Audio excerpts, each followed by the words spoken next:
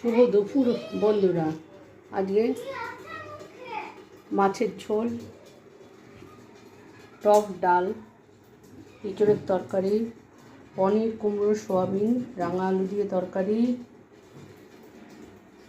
পুঁই ডাঁটার চচ্চড়ি, আর করেছি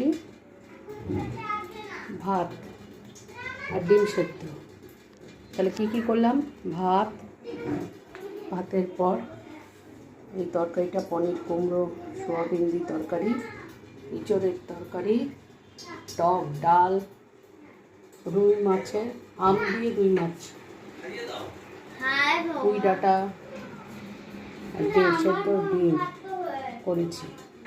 কার কেমন লাগলো জানাবে, আর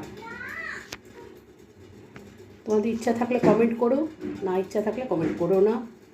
আর আমি তোমাদের ভালোবাসা দিলাম। শুভ দুপুর, এখানেই শেষ করছি। তোমাদের কার কেমন লাগলো জানিও, লাইক করো, আর আমার চ্যানেলটিকে সাবস্ক্রাইব পারলে করো, না পারলে করো না।